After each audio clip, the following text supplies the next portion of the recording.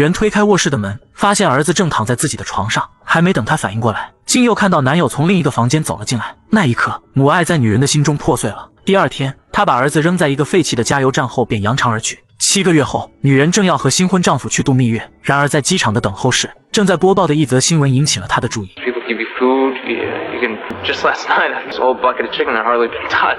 屏幕中的男孩蓬头垢面，可怜兮兮地蹲在街边。布里无论如何也没想到儿子过得这么惨，残存的母爱在这一刻再次萌发。现在蜜月什么的都已经不重要了，他必须想办法立刻找到安德鲁。可惜一个流浪儿是没有固定的居所的，电台的记者也只知道在哪个街区。布里决定去碰碰运气。幸运的是，在一个为流浪者提供免费食物的汤屋里，他终于见到了儿子。可男孩根本不想和这个抛弃他的女人有任何瓜葛。Gas station 7 months ago. I'm somebody else now. 心碎的母亲，失望的儿子，不知怎么的就走到了今天这种地步。奥森不忍看到妻子难过，私下在街边找到了安德鲁。I know about rage. A rage goes away, and when it does, it messes you up.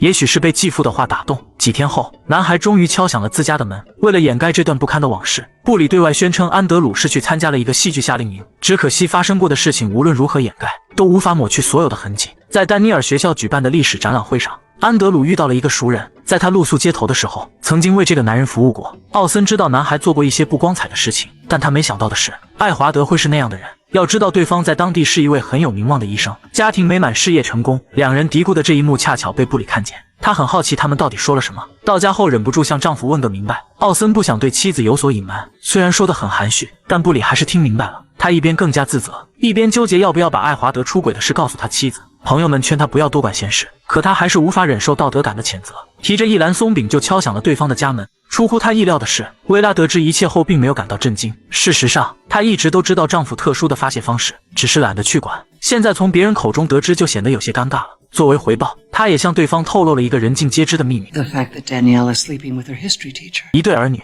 哪个都不让她省心。面对母亲的指责和反对，丹尼尔坚持年龄不是问题，真爱大于一切。布里感觉自己作为母亲失败极了，唯一庆幸的是儿子已经浪子回头。虽然对方仍不愿意谈及那段时间的事情，但至少两人的关系不再像以前那样剑拔弩张。有了儿子的前车之鉴，他绝不会放任女儿不管。于是来到丹尼尔和老师约会的宾馆，直接要求老板打开房门，这样他就能径直走进去抓两人的现行。 Besides, he has a girl in there. She's my daughter. 在确认女人没有带枪之后，老板打开了那间房门。5分钟之后，布里优雅从容地走了出来。他确信里面的两人都得到了教训，临走前还不忘夸赞老板的新地毯真漂亮。丹尼尔对母亲的做法很生气，打算绝食抗议。可知女莫若母， Seeing that's hardly her strong suit. 女孩认为所有人都不把她的痛苦当回事，一气之下把自己的餐盘砸了出去，然后转过头看着母亲，等待被厉声呵斥。但布里只是淡定地看着这一切。 Remind me to buy paper.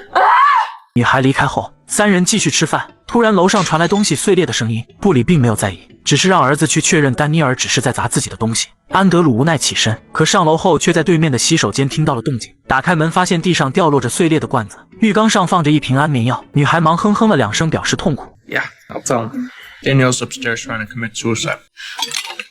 经过检查，丹尼尔并没有什么大碍，镇静药也只不过吃了3片。安德鲁一点都不担心，他清楚妹妹这么做只是想引起大人的注意罢了。那个傻姑娘是不可能真的寻短见的。之后，一家人一起去做心理治疗，只不过效果似乎并不好。听到母亲说不想失去自己，丹尼尔马上想到了打败母亲的办法。 I'm going to start dating more. 看来心理治疗并不管用，布里决定用自己的办法解决此事。于是他收拾了女儿的所有东西，把她送到了法拉迪的住处。既然两人是真爱，他决定成全他们。男人虽然嘴上说爱着丹尼尔，但要为此放弃事业和婚姻，他是绝不可能同意的。当然，这也在布里的意料之中。达到自己的目的后，女人在离开前还为女儿争取了最大的权益。 Danielle is applying to. She can count on you for a. Sure.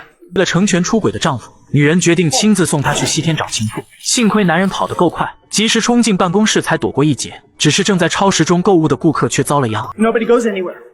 一个男人试图逃出去，但却被一枪击中后背。接下来所有人都被集中在了一起。现在的女人什么都不在乎，她需要用这些人质把警察挡在门外，好有时间和丈夫把事情说个明白。与此同时，一群吃瓜群众正聚集在布里家中，这里有吃有喝，是最佳的八卦场所。可当警方公布了嫌犯的名字后，女主人再也不似刚才的淡定从容，因为当天早上她刚见过那个女人，并且说了一些不该说的话。原本两人是没有任何交集的，可在她订婚的当晚，卡洛琳却闯进宴会，并控诉她的未婚夫是杀人凶手。布里并没有相信陌生人的一面之词，坚持与奥森结为夫妻。在婚宴当晚，警方登门找新郎去确认一具尸体。虽然那具女尸并不是前妻，但奥森却似乎认识此人。 Il me manque Monique. 之后，卡洛琳在丈夫的陪同下找他们夫妇道歉，并相约共进晚餐。然而，在两个女人去卫生间补妆的时候，卡洛琳却拿出了奥森有暴力倾向的证据。那是一份报警记录，照片上的阿尔玛脸上和脖子上都有明显的伤痕。虽然布里觉得丈夫不会打女人，但证据就摆在眼前，由不得她不信。与此同时，餐桌上的两个男人也聊了起来。哈维的情绪有些低落，他告诉奥森自己有了外遇，两人在飞机上一见钟情。可8个月前，那个女人像是消失了一样，再也联系不上。边说边把情妇的照片拿了出来。在奥森看到照片的那一刻，表情有些不自然，似乎也认识照片上的女人，但他只是不动声色地把照片还给了哈维。第二天，警方就接到了一个电话，对方透露莫妮卡死之前曾和一个叫哈维的男人有奸情，只可惜那人不愿意透露自己的姓名。很快，那名警官就找到哈维了解情况。在屋里的卡洛琳看到了这一幕，但并不知道发生了什么事。而另一边的布里则直接拿着那些照片找丈夫对质。男人给出的解释是，他只是出于自卫推了前妻一下，那些伤都是他自己摔的。而且警方后来撤销了这项指控。得知这份资料又是来自那个女人，奥森就气不打一处来。 Paid this much attention to Harvey, wouldn't have cheated on her. 布里也没想到哈维竟然出轨了。他原本没打算多管闲事，可那个女人竟然又跑来追问他是否已经离婚了。他气急了。 It means you should stop worrying about your own. 听到这句莫名其妙的话，卡洛琳直接挡住了对方的去路。既然如此，也就没必要再隐瞒了。得知真相的女人给丈夫打去电话，她问丈夫，如果莫妮卡还活着，她会选择谁？ She's dead. 从接下来卡洛琳的行为来看，这样的回答是要命的。此时，哈维躲在办公室里不敢出来，而卡洛琳劫持了10几个顾客做人质。她向众人诉说着自己的遭遇。 Harvey likes him lean. I run 4 miles a day. 可恨之人必有可怜之处，但与那些无辜的人又有什么关系呢？所有人都小心翼翼，不敢出声，除了一个不知死活的女人。 I'm gonna steal my kids. Seduce my husband. Why didn't you say so? 女人被击中后很快就断了气，勒奈特开始感到后悔，但已经晚了。卡洛琳举起枪对准了他，千钧一发之际，一个男人拿起一瓶奶粉用力扔了过去，刚好击中疯女人的头部。女人倒地后立刻起身去捡手枪，幸好一名年轻人及时扑上去阻止了他。在两人纠缠的时候，有人捡起了地上的手枪，卡洛琳当场死亡。为了一个不爱自己的男人连命都不要，真的是值得的吗？每年的圣诞节，布里都会给身边的人寄送圣诞卡片，连抄煤气表的人都有份。今年他还想把卡片寄给一个素未谋面的人。一听到妻子要给母亲寄贺卡，奥森明显的表示抗拒。 Orson. Bree. 可越是这样，布里的道德感就越强。第二天，她瞒着丈夫来到了婆婆所在的养老院，发现老人除了腿脚不太方便外，并没有任何老年痴呆的症状，于是擅自做主把婆婆接回了家里。本来是出于一番孝心，但很快她就发现这个婆婆不是那么好伺候的。对方不仅抱怨她做的病号餐太难吃，还时不时的偷偷喝酒。被抓了现行后，反倒把一切罪责推到儿子身上。 Cheated on Alma. How he broke her heart. Monique. 布里不敢相信自己的耳朵。在两人结婚的当晚，警方曾传唤奥森去太平间辨认一具女尸，由于尸体的牙齿全部被拔掉了，所以无法确认身份。可后来得知死者就叫莫妮可，她怎么也没想到那人竟是丈夫的情妇。虽然这些事情发生在两人认识之前，但被欺瞒了这么久，布里无论如何也无法接受。第二天，他就让奥森收拾行李离开这个家。然而就在他纠结是否要报警时，却发现邻居麦克被抓了起来，罪名是谋杀了一名叫莫妮可的女人，这无疑为丈夫洗脱了杀人的嫌疑。于是他打算再给对方一次机会。 I never loved Pushed us together, and then I met Monique. 即便男人知道那样不对，但他不在乎。而妻子得知了他出轨的事情后，离家出走，消失得无影无踪。布里相信丈夫所说的都是真的，也能理解他的所作所为，于是主动请丈夫回家，同时要把他的女巫婆婆送到老年公寓去。老人看计划失败，马上打电话联系了一个人。 Meet me on the corner in an hour. 可谁也想不到，他在街角见到的那个人会是失踪已久的前儿媳，而且两人似乎早有预谋。阿尔玛的出现再次打破了刚刚恢复的平静。谁会想到，在1年前，他的离奇失踪曾差点把对方送进监狱。最开始，两人的结合就是一场指腹为婚的骗局。阿尔玛以为新生命的诞生能唤起丈夫的爱意，可天不随人愿，期待的孩子没有降生就夭折了，而且男人的眼里完全没有她。但即便如此，女人仍期待奇迹的发生，直到有一天在丈夫的衬衫上发现了一枚唇印，她才意识到如果一直这样下去，对方永远不会在意她的存在。于是她决定悄悄离开这个家。这天早上，她亲眼看着丈夫开车离开后，立刻开始收拾行李，临走前还不忘带上自己的小伙伴。可由于太过慌张，不小心摔了一跤。更糟糕的是，男人不知什么原因又回来了，眼看车子已经在门外停了下来，可那只鹦鹉却不肯飞回笼中。此时奥森已经到了门口，他开门后看到了放在墙边的行李箱，便随口问了一句。在得知妻子准备离家出走后，他表现得一点都不在乎，自顾自的就上楼换衣服了。阿尔玛不甘心，冲到楼上告诉丈夫自己离开的原因。 I know you're having an affair. 她以为对方会承认错误并恳求原谅，然而男人却表现得异常兴奋，恨不得把自己找到真爱的事情告诉全世界。那一刻，阿尔玛发觉一走了之并不能挽回丈夫的心，必须让对方受到惩罚。之后，她就神不知鬼不觉地消失了，就连警方都找不到任何蛛丝马迹。很多人都以为奥森杀了自己的妻子，警方曾多次传唤他，可由于没有确切的证据，而且也没有发现阿尔玛的尸体，所以才暂时无视。后来他遇到了自己的真爱，两人婚后的生活很幸福。但这天一个女人的出现却打破了一切。 I'm Alma. 布里当时就晕了过去，却不知真正的游戏才刚刚开始。阿尔玛对布里说，他故意失踪是在惩罚奥森的不忠，这次回来是要为自己讨回公道。两人正在说话时，奥森下班到家了。对于坐在自家客厅的老熟人，除了震惊外，更多的是生气。从前他不爱这个女人，现在更不想和她有任何瓜葛。阿尔玛说自己这次回来是来了结一切的，但事实上他的目的远不止如此简单。几天后，布里再次见到了情敌，可这次他却得知对方在附近买了一所房子，马上就要搬过来了。丈夫的前妻在自家门口安营扎寨，搁谁能受得了呢？布里快被气疯了，恨不得把情敌当成手中的面团狠狠捶打。奥森安慰妻子无论如何都会赶走那个女人，然而事情进展的并不顺利。 You know what you did to Monique for Mike Delfino? 阿尔玛掌握着男人不为人知的秘密，一旦他觉得两人再也没有复合的可能，就会把那些事情公之于众，到时男人将会万劫不复。而在窗口观察的布里不仅没看到两人决裂的情形，反而看到他们在门廊上吻别。既然丈夫没用，她决定亲自去赶走那个女人。阿尔玛很清楚布里的来意，但她已经下定决心要住下来，于是递给对方一杯饮料后就离开了，留下布里一人在厨房里。可就在他准备喝柠檬汁的时候，却突然听到了一句鸟语。 Don't tell Bree.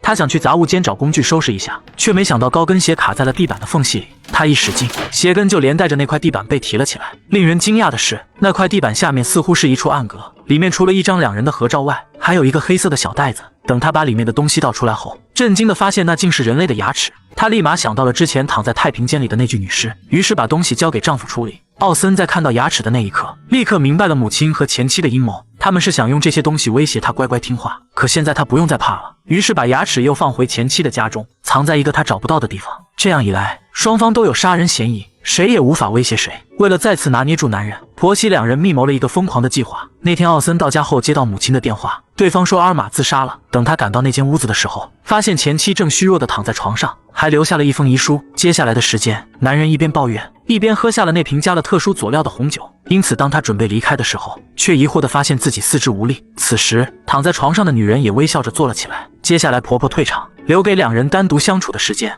阿尔玛相信只要她怀上男人的孩子，对方一定能回心转意。只是来邻居家串个门，竟发现丈夫和前妻躺在一起。可到了这种时候，男人却还在呼呼大睡。女人气不打一处来，拿起包就朝丈夫身上用力砸去。但奇怪的是，对方还是没有一点动静。她马上意识到不对劲，而前妻姐的脸色也表明事情没那么简单。布里朝四周看去，桌子上放着喝过的酒杯，难道酒里面添加了什么东西吗？他立刻打开床头开始翻找，果然从抽屉里找到了2瓶药物，一瓶是安眠药，另一瓶则是一种让人听了就脸红的药物。在掀开被子查看后，他马上确认了自己的猜想。 Raped my husband. 阿尔玛说，只要孩子出生，前夫就会回到她身边。 Baby?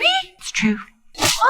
对于自己在毫无知觉的情况下被前妻侵犯这件事，奥森感到不可思议。很明显，为了控制他，那2个女人已经无所不用其极了。于是他明确告诉前妻，即便有了孩子，他也只爱布里一人。听着如此决绝的话，阿尔玛想放弃了。既然如此，也就没必要再护着那个男人了。婆婆曾告诉过她，奥森杀了那个叫莫妮可的女人，也许是时候报警了。然而老人听到她的想法后，却说他们还有希望，因为昨晚他在对面的屋子里看到了一件有趣的事情，但是需要通过楼上杂物间的窗户才能看到。出于好奇，阿尔玛跟着老太太来到顶楼，可就在她走进去的那一刻，婆婆却从外面锁上了门，而接下来她将会采取行动，好让对面那个碍事的女人彻底消失。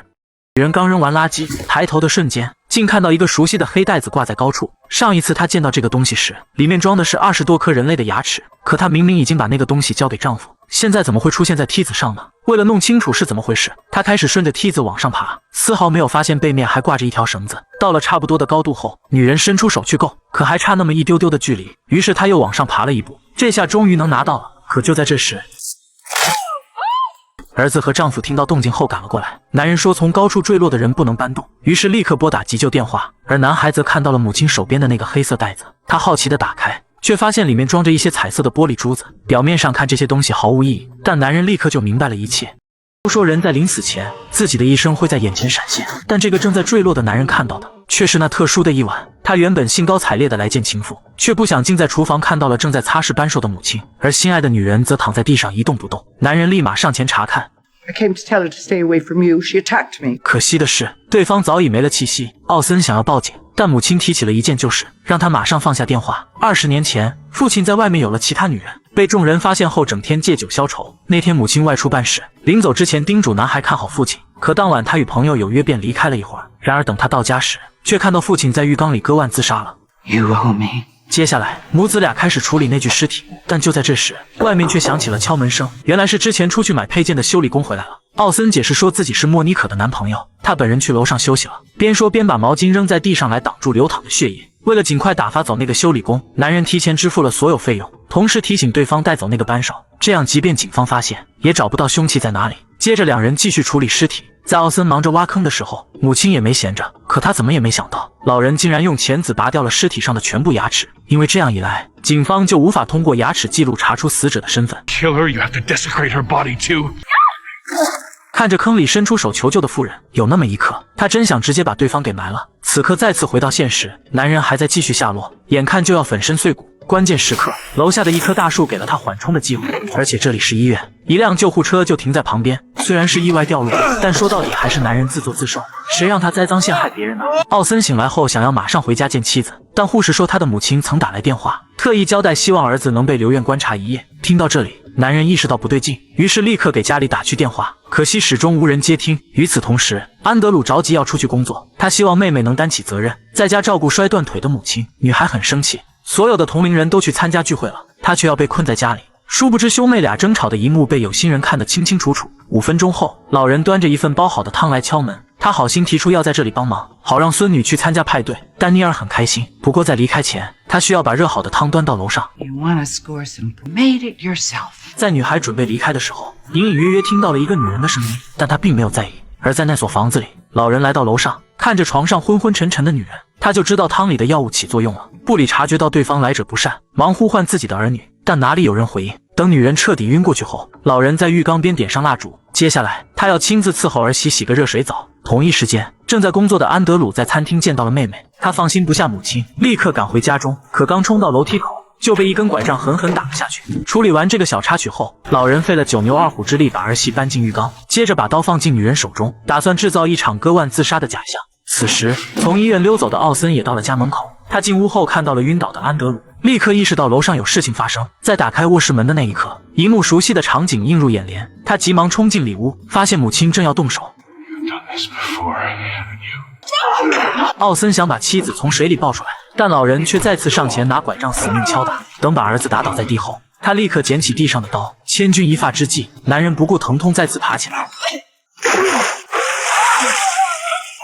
眼看妻子的整个头部已经滑进水中，奥森急忙把她抱了出来，把布里安顿在床上后，他来到母亲身边。经过刚才激烈的打斗，老人好像中风了，躺在地上一点都动不了。男人不想这个恶毒的女人死在自己家里，于是抱起她走去对面前妻的房子。可刚到门口，就看到跌落在草丛里的女人。第二天早上，早起的邻居发现了一个骇人的场景：2具尸体并排躺在草坪上。经过侦查，警察给出的结论是，年轻的女人失足坠楼，当年长的女人发现时突然中风。等警方搜查那间屋子时，不仅发现了一封遗书，而且旁边还放着装着莫妮可牙齿的黑袋子，证据确凿，死无对证，堪称完美。夫妻俩原本准备出国旅游，可在临走前却得知女儿意外怀孕。为了家庭的脸面，他们决定先带着女孩一起离开，等到9个月后孩子出生，并找到合适的收养家庭后，一家人再一起回来。只可惜计划赶不上变化。8个月后，家里的好闺蜜要结婚，按照传统，布里需要为新娘子带回一个新手镯。于是当她姗姗来迟地出现在朋友面前时，挺起的大肚子差点惊掉众人的下巴。假装怀孕并没有想象中的那般容易，除了每天要带上假肚子外，还要提防各种突发状况，比如有些老太太会特别想摸一摸她的孕肚。另外有个怀孕的朋友非要和她看同一个医生，布里找各种借口拒绝，可对方却坚持要一个电话号码。既然闺蜜这么难缠，也就只能用那个万能的办法了。拿到号码的苏珊非常激动，这下两人不仅是好朋友，还是完美的孕妇搭档。然而谁都没想到，那个被点到的医生会在一个脏乱差的小诊所里。如此恶劣的环境，朋友怎么可能来这里？苏珊快恶心坏了，一到家就不停地洗手，恨不得把那层皮给搓掉。可布里除了抱歉，实在不知道该如何解释。而在他努力隐瞒整件事的时候，真正的孕妇正在修道院中过着无聊至极的日子。这天，布里收到前婆婆给女儿寄来的一件礼物，老人并不知道孙女的现状，因此送来的是一辆可爱的红色摩托车。显然，现在的丹尼尔肯定是骑不了的。可奥森和安德鲁非常喜欢这辆车，不过布里认为任何2个轮子的交通工具都是不安全的，于是决定把它捐给教会，用来做抽奖的奖品，宁愿给别人也不给自己玩。身后的2个男人不知有多失落，但在送到教会前，奥森还是忍不住过了一把瘾。果然如想象的一样刺激又好玩，只可惜嘚瑟了不到5分钟就翻车了。然而在布里去查看丈夫伤势的时候，安德鲁却和另外3个主妇密谋了一个计划。第2天，外出购物的夫妇俩刚到家就被吓了一跳。不仅如此，接下来还有更大的惊喜。布里从未喜欢过这个婆婆，前夫活着的时候没有，现在更加不可能。这不，2人刚见面5分钟就起了争执。老人得知自己在这里不受待见后就要离开，但在走之前，他要收回曾经送给儿媳的一件貂皮大衣。 My sable coat. Probably in her bedroom closet. 布里看到婆婆直奔楼上，立刻意识到了什么，可还是晚了一步。这下无论如何也瞒不住了，他只能实话实说。在得知真正怀孕的人是自己的孙女后，老人非常开心。只可惜为了避免旁人猜疑，布里不会让她参与孩子的任何事情，因为到时候那个孩子将会是自己生出来的，与婆婆半毛钱关系都没有。对此，老太太很生气，当即就要下楼把真相公之于众。 Excuse me, everyone, but I have something to say. 但在最后一刻，她还是犹豫了。在那么多人面前揭露家丑，确实不怎么明智。于是话头一转，改为向大家道别。 I have to go. 虽然众人对如此隆重的道别有些懵逼，可至少这个家的秘密暂时被保住了。然而，你以为老太太就这么认输了吗？当然不会。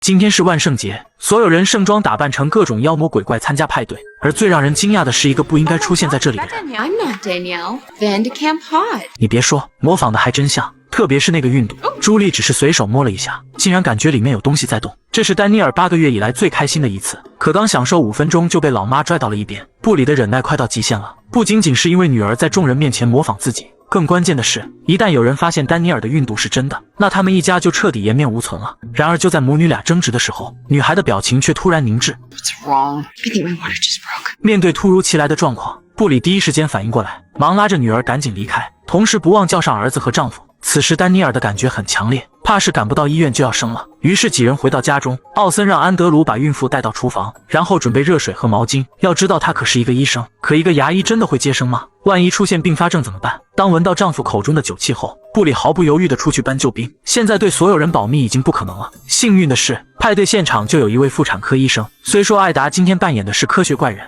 但丝毫不影响他专业水平的发挥。然而就在屋里一片紧张的时候，门外却来了几个要糖的捣蛋鬼。几个小家伙看无人开门，但里面却传出尖叫声，于是决定给这家人一些教训。可当他们赶到后院的窗口时，却被屋里发生的一幕吓得尖叫连连。那是一个漂亮的男孩，可在此之前，丹尼尔从未喜欢过这个孩子。当初得知自己怀孕，他就满心的不情愿，之后被母亲关在修道院中养胎，更是无聊至极。虽说后来被祖母接到养老公寓居住，但那里除了老人还是老人。难道自己年纪轻轻就要提前过上老年生活吗？意识到这点后，他选择跟母亲回到家里。都说母爱是女人的天性，但丹尼尔很确定自己没有这份情感。 I hate this baby. Ruin an entire year of my life. 可此刻，那个小生命就躺在自己的怀中，看着那张可爱的小脸儿，心中最柔软的那个地方还是被触动了。只是为孩子着想，把他交给母亲抚养才是最好的选择。第2天，丹尼尔就离开了家，只希望经过此事，他能真正的长大吧。在此之后，本应是爷爷奶奶的2人正式成为父母。虽然这个孩子与奥森毫无血缘关系，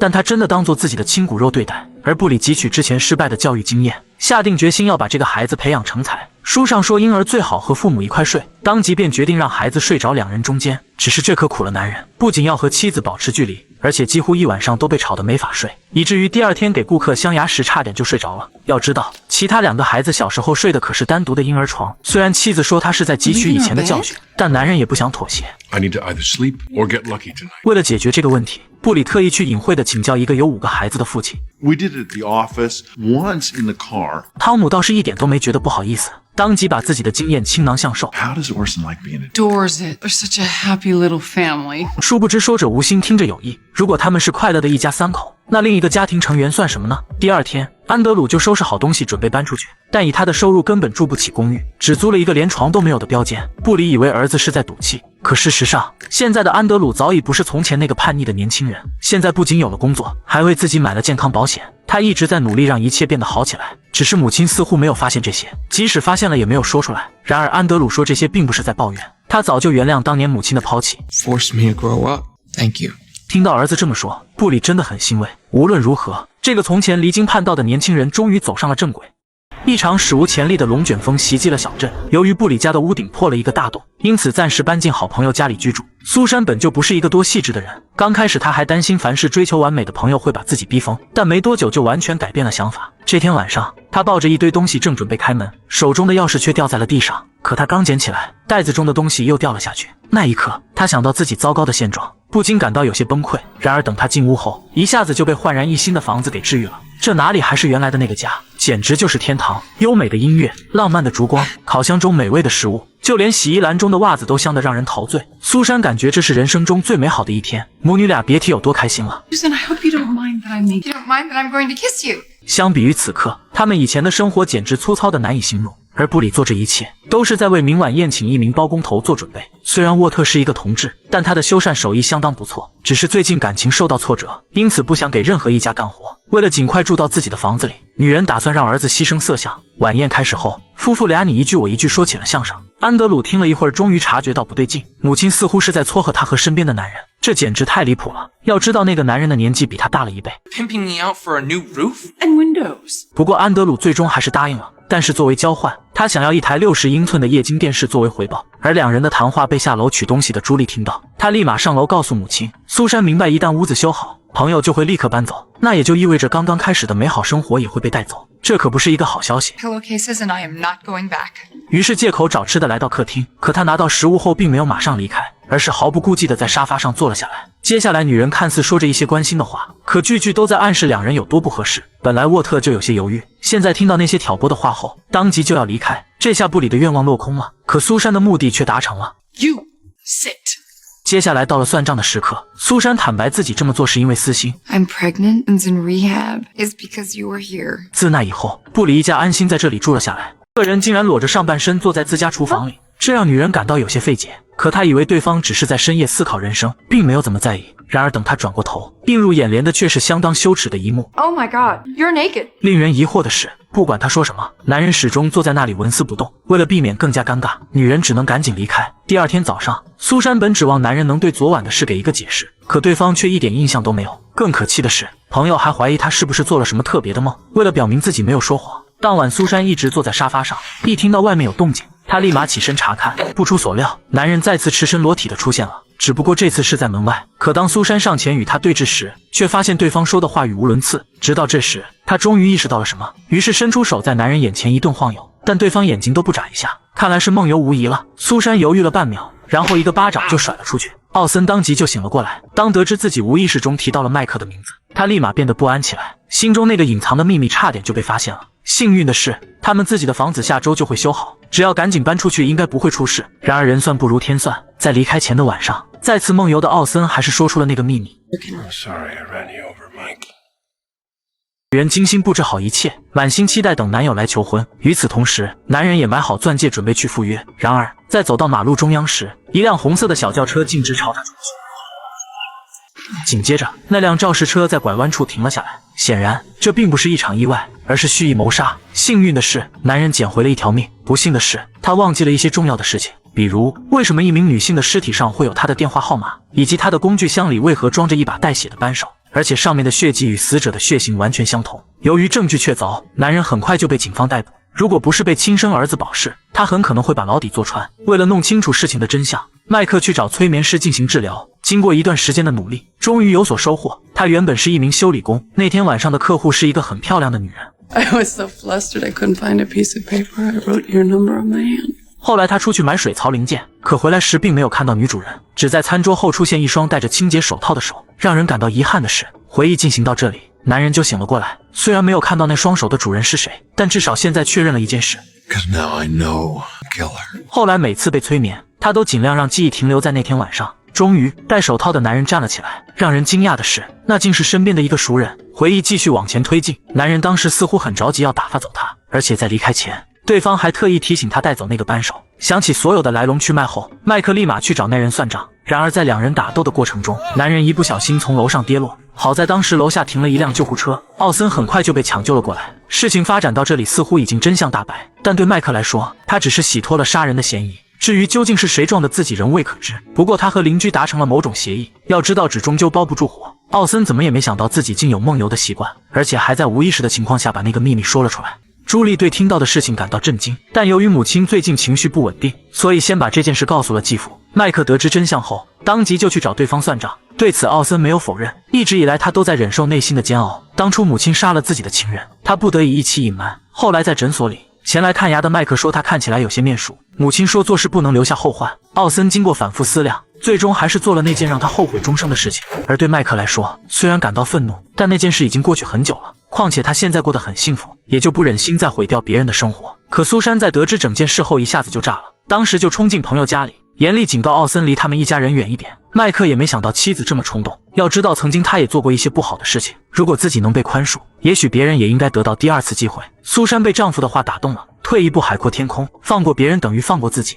所有人都觉得今天的柠檬派异常美味，可厨师本人尝了一口后，却立刻觉得味道不对。 This is not my pie. 此时，刚准备品尝的一个女人瞬间不敢再吃，因为她意识到了事情的严重性。原来这份美味是新来的凯瑟琳做的，而原先的那个派早被她偷偷藏了起来。作为一名优雅的贵妇，最重要的就是无论心中奔腾过多少只草泥马，表面都要保持一如既往的平静。但到了家里就没必要再装了。Despicable woman. Green salad. She hid mine, hers. 布里一直是公认的美景镇第一主妇，现在竟有人要来砸招牌。最关键的是，对方做的派竟然比他的好吃，而且他尝试了很多次也无法复刻出那个味道。第二天一大早，布里带着自己的一份肉馅派配方作为礼物，想要换取对方的柠檬派秘方。但凯瑟琳也不是傻子，一份不知哪本书上抄来的菜谱就想换他的独门秘方，想都不要想。可布里从来不是一个轻易认输的女人，既然无法通过正当途径得到想要的，那么是时候用一些特殊手段了。当天下午，在亲眼看着凯瑟琳开车离开后，布里掏出以前房主留下的备用钥匙，然后直接潜到对方家里。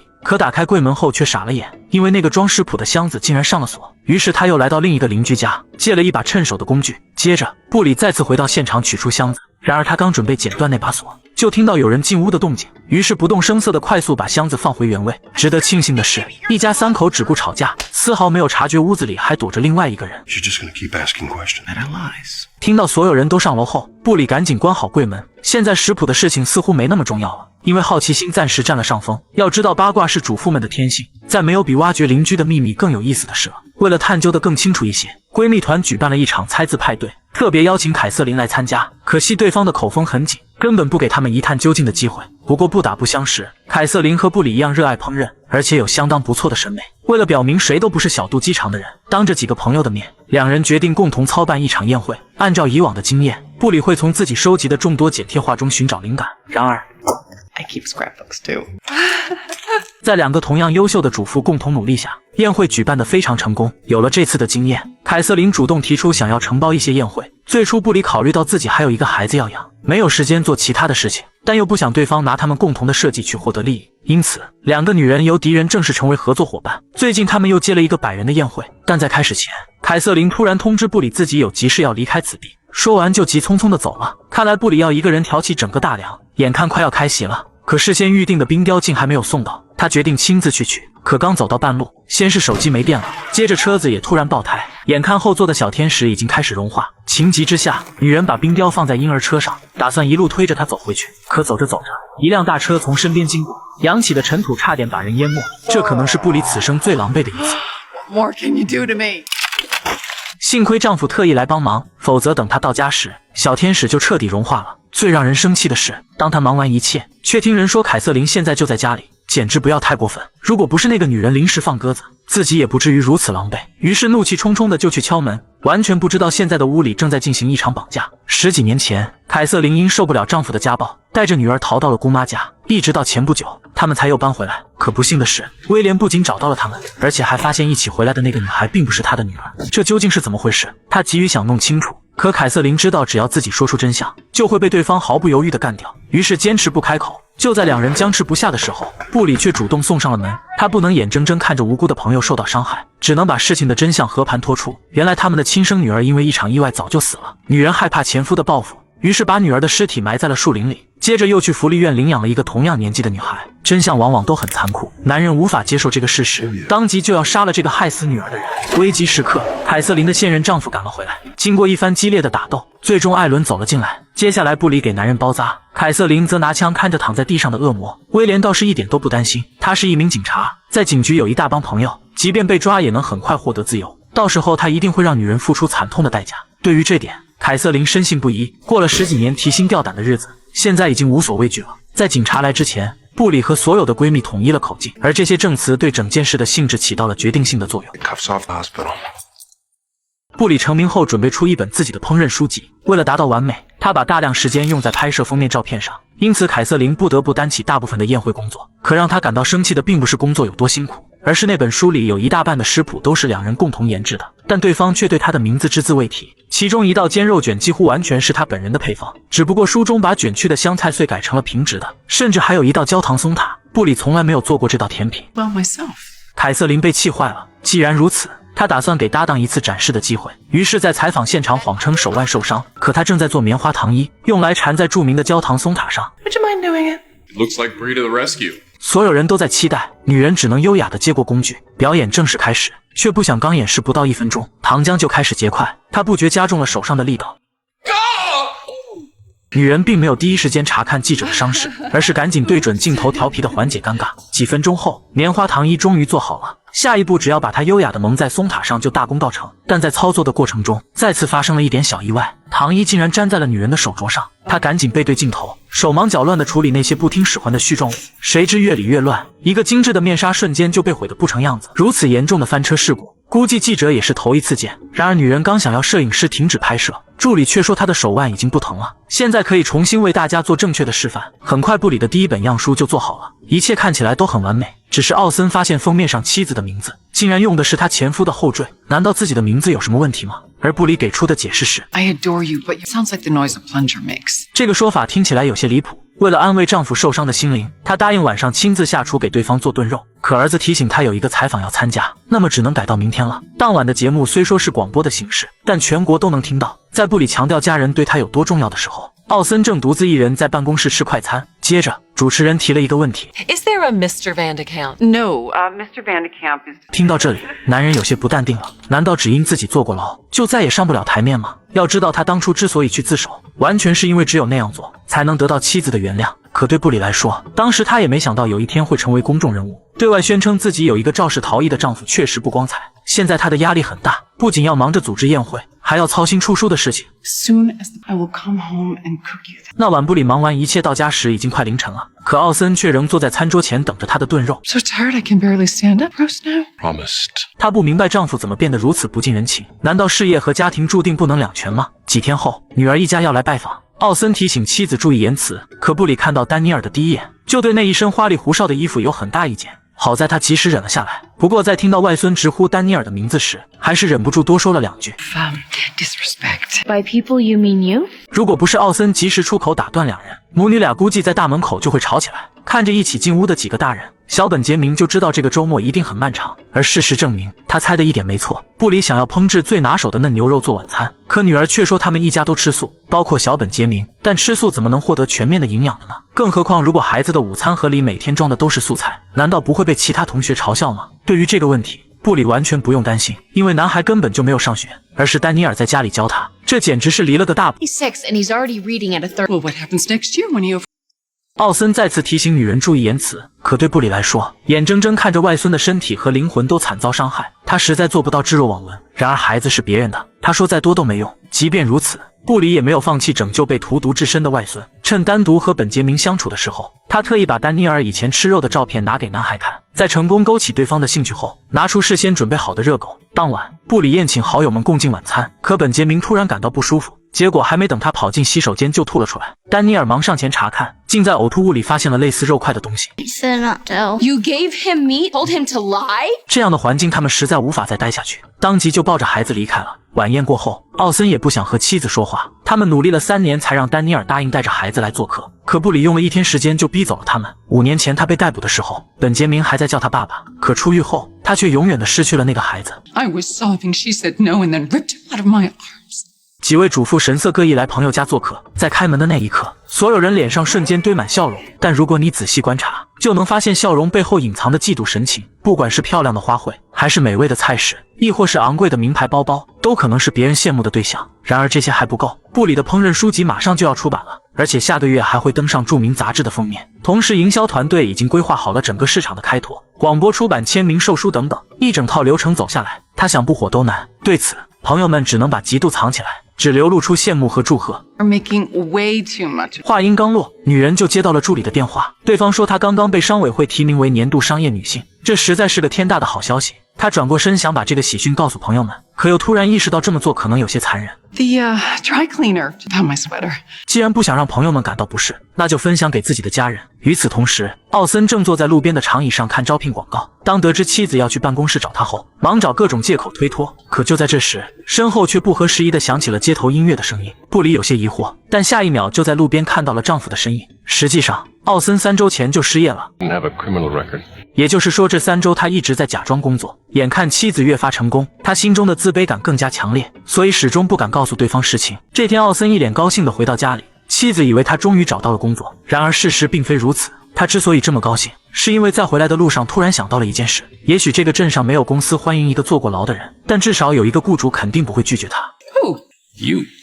Great with food? I understand. 表面上看，这的确是个好想法，但却触及到了另一个人的利益。凯瑟琳一直都是部里的得力助手，一旦奥森参与进来，过不了多久他就会被挤走，所以两个人只能留一个。部里很清楚凯瑟琳对自己的重要性，因此只能劝说丈夫继续找工作，1个月找不到就找2个月，总有一天会找到的。连家人都不愿意雇佣他，奥森的心中不知有多难过。当晚，他就搬到了客房，即使妻子亲自来请，男人都坚持一人睡挺好。布里明白这是丈夫无声的抗议，但他能怎么办呢？欲戴其冠，必承其重。布里不知道现在得到的一切是否值得，不过幸好还有朋友的支持。2天后，男人在床头发现了一个盒子，里面装着一顶厨师帽，这代表妻子终于同意和他成为合作伙伴。接下来，奥森决定在一场宴会上把此事公之于众，但布里却一直犹豫不决。他实在不知道该如何对凯瑟琳开口。几年前，在丈夫进监狱的前一晚，他特地举办了一场小型的欢送会，可现场的气氛并不如他想象般的凝重。奥森喝了很多酒，其他人都在开监狱的玩笑，这样的场景让布里一边怀疑让丈夫去坐牢的决定是否正确，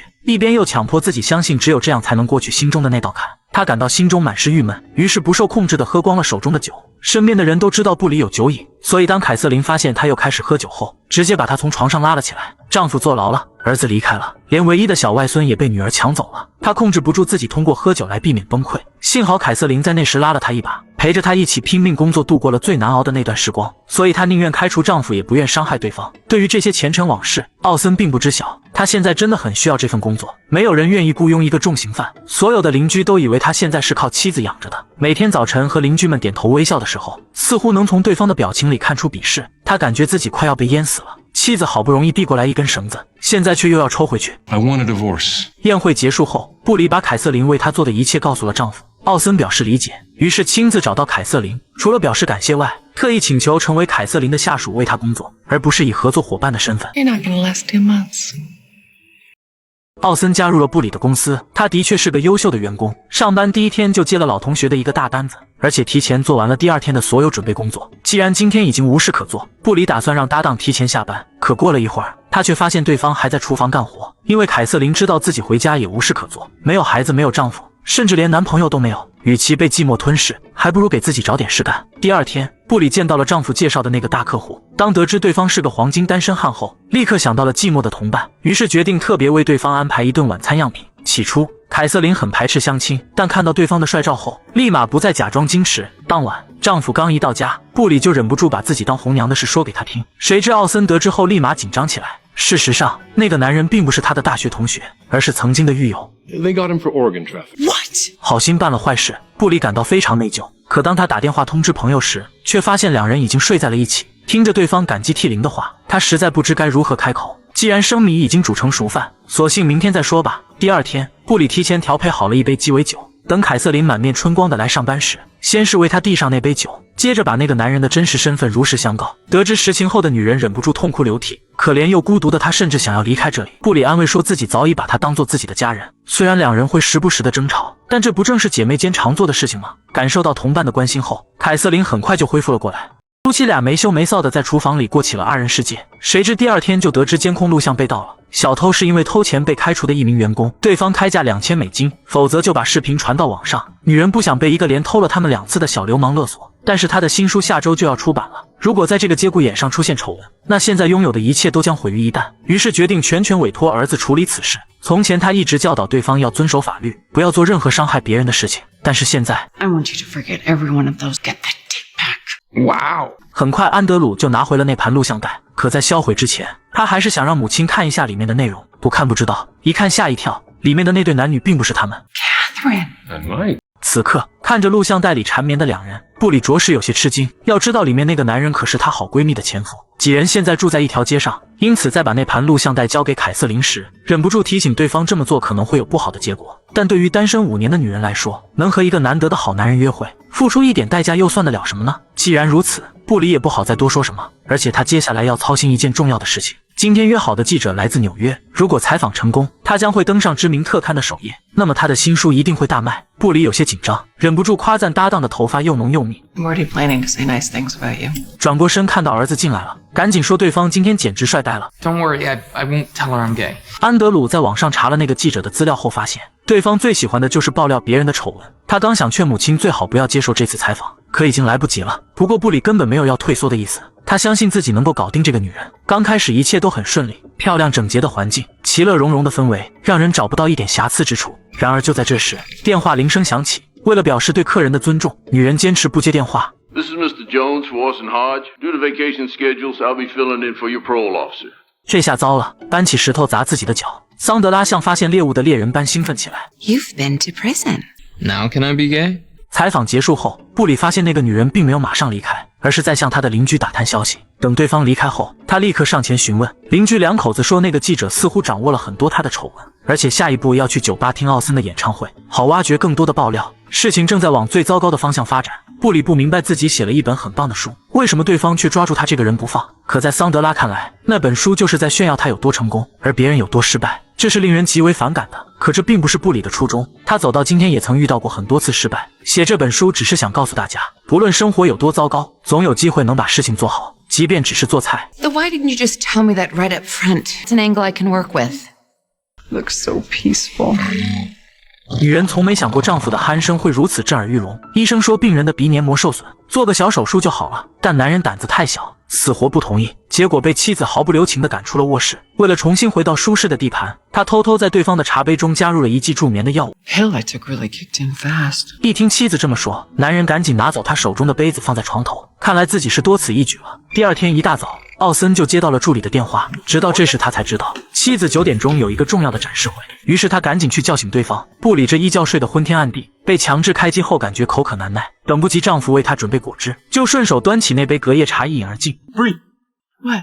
On second thought, you need coffee. 尽管已经喝了3杯特浓咖啡，但女人还是感觉困极了，整个人都处于一种迷迷糊糊的状态。结果好好的一场新书宣传会，硬是变成了认亲现场。不过这件事也不是一点好处都没有，因为奥森终于答应去给鼻子做手术。据说夫妻间有一种奇妙的权力平衡，如果其中一方耍了花招，比如对另一半下了安眠药，那么权力就会向受害方倾斜。 Undergoing surgery. 那位年轻的医生并不是很理解这些话，但还是给爱人打去了一个电话。 Tell me we'll never grow into one of each other crazy. You already make me crazy. 手术做得很成功，为了表示感谢，布里在离开前想要给医生留一张感谢卡。可就在这时，桌子上的一张照片引起了他的注意，上面的那个人不是别人，而是他的亲生儿子。其实布里很久之前就接受了儿子是同志的事实，而且那个医生看起来很不错。他不明白对方为什么要瞒着自己，可对安德鲁来说，自从母亲知道他特别的取向后，就再也没有关心过他的感情问题。他以为对方根本不想知道。为了弥补自己作为母亲的失职，布里决定明天晚上宴请儿子的男友，